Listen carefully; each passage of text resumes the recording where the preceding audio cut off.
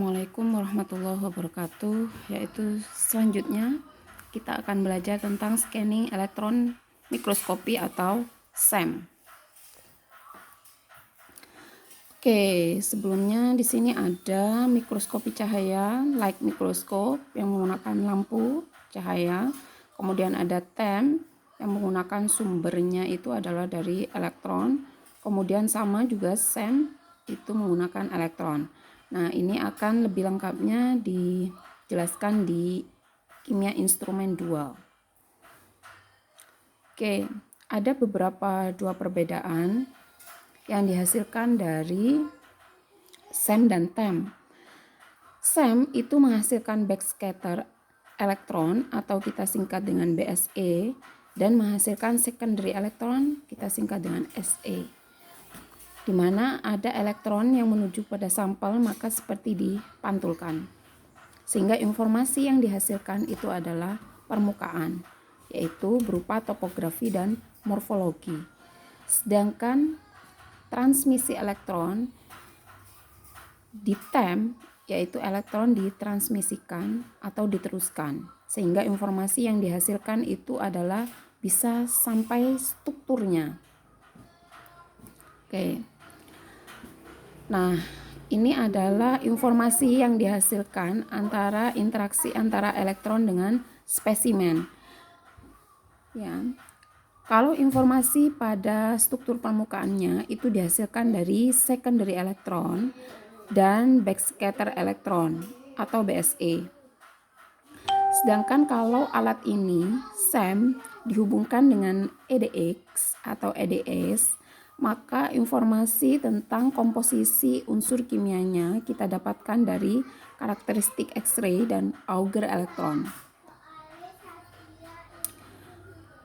Nah, yang dihasilkan oleh SEM informasinya itu adalah topografi yang pertama, yang mana topografi itu kita dapat mengetahui tekstur dari permukaannya, dan morfologi yaitu bentuk dan ukuran dari partikelnya. Dan jika dihubungkan dengan alat EDX atau EDS, maka kita dapat mengetahui komposisi kimianya seperti pada SRF. Dan juga informasi tentang kristalografinya. Oke. Jika elektron menuju kepada sampel, maka yang dihasilkan yang pertama adalah Auger elektron.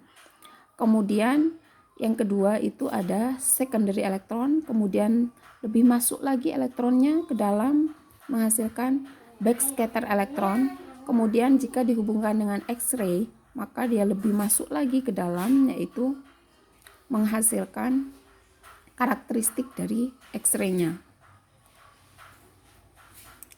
Oke, yang pertama yaitu menghasilkan secondary elektron, di mana secondary elektron dihasilkan dari elektron primer yang ditembakkan pada sampel, maka di sini elektronnya akan keluar sebagai secondary elektron.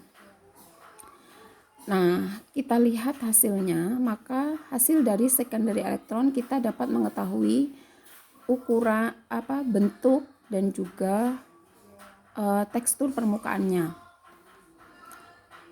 Kemudian yang kedua yang dihasilkan adalah backscatter elektron atau BSE. Maka di sini elektron primer yang ditembakkan pada sampel maka seperti kembali. Maka backscatter elektron ini dia proporsional terhadap jumlah atom.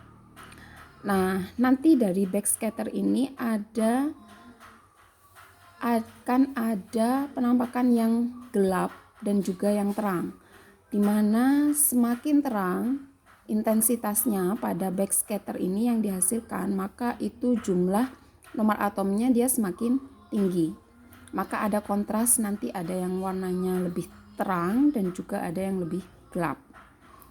Kita lihat di sini hasilnya, di mana hasilnya secondary elektron, kita lihat dia teksturnya akan berbeda. Misalnya di sini sampelnya ada nikel yang sengaja dipresipitasikan atau diendapkan pada aluminium oxide. Maka di sini kita lihat pada Se atau pada secondary elektron yang dihasilkan, dia tidak ada perbedaan kontras. Maksudnya tidak ada gelap dan juga tidak ada terang. Yang berbeda itu adalah teksturnya. Kita lihat di sini ada beberapa tekstur yang berbeda. Misalnya yang di sini ini teksturnya Ni yang sengaja diendapkan pada aluminium oxide. Maka ada tekstur yang berbeda.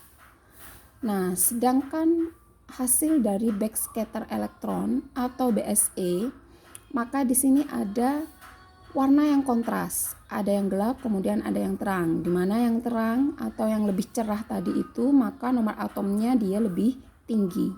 Maka di sini ada Ni, maka yang terang-terang ini itu adalah Ni yang dia terpresipitasi pada aluminium oxide.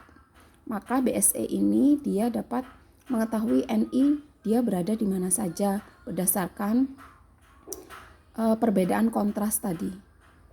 Sedangkan di sini dia berdasarkan teksturnya. Oke.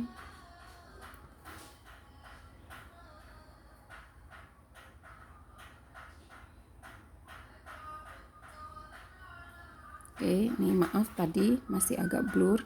Di sini ada perbedaan kontras ya yang dapat mengetahui ada Ni terpresipitasi pada aluminium oxide. Sedangkan ini dia ada perbedaan tekstur, tetapi tidak ada perbedaan kontras. Oke. Selanjutnya, jika SEM dihubungkan dengan EDX atau EDS, maka kita dapat mengetahui karakteristik X-ray-nya. Nah, hampir sama seperti SRF, maka yang dihasilkan itu kita dapat mengetahui ada unsur apa aja di dalamnya. C, Fe, Ni, Al, dan unsur-unsur lainnya. Oke. Misalnya ini pada sampel ya.